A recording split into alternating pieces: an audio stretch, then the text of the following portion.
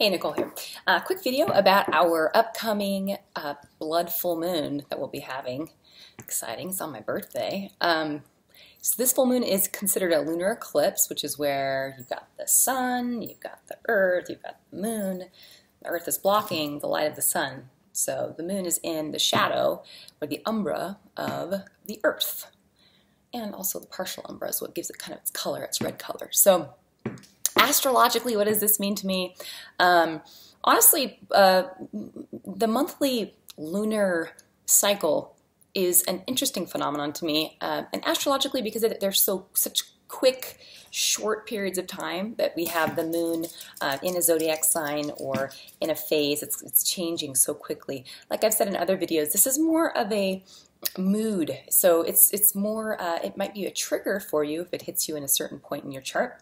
I know that I was born on a full moon, which is where you have the sun and the moon in opposite signs.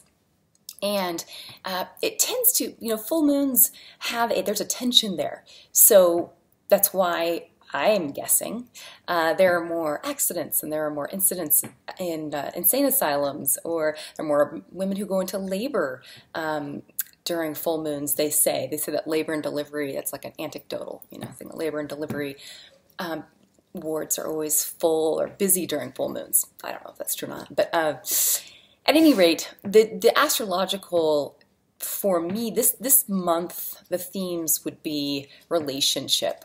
We just came out of a Venus retrograde in the mutable sign of Virgo and the fixed sign of Leo, and now as that Venus is moving direct, we're still considered in the shadow of the retrograde. It's moving direct, and we'll then have Mercury going retrograde in Libra. So there's kind of this relationship theme happening right now. So if you're one of the mutable signs or have one of your luminaries in the mutable signs, this has been probably an interesting couple of years for you. Or if you have Pisces in your 7th house where you've got Neptune sitting in there, like I do, it's a time where relationships are very hard to sort of put your finger on. And it's a time when defining what you even want is challenging because you just don't know. Which is great because the lesson there leaves you open to trying things that is sort of just trusting and going with the flow rather than trying to force your relationships to fit a certain particular mold, okay?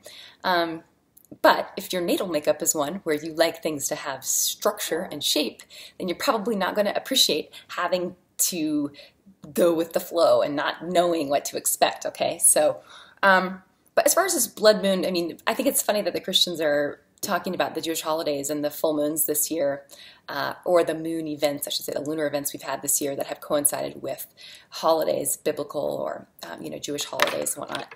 And it's like the end of times. First of all, I think the Bible says you're not supposed to try and guess when the last day is, or the last days, right? Doesn't it say that no one knows? Okay, so there's that. Secondly, this is not the first time this has happened. We've had 8 of these events since the 1st century. So maybe don't be so worried about the end of the world coming and just focus on the here and the now. How about that? But that's, anyway, that's a side note. Astrologically, it's going to be just like I think any other full moon.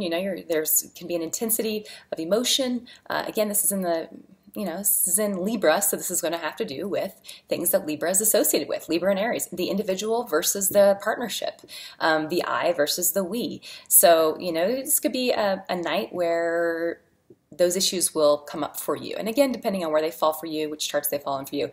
For me, it's in the 2nd and the 8th house, so it's probably going to be kind of an intense weekend. But we shall see. It's my birthday. I don't know. Maybe I'll just party hardy or something. I don't know. So anyway, okay, have a good one. I hope this was helpful. I've been typing all day, so it probably makes no sense, but oh well. Okay, have a good one. Thanks. Bye.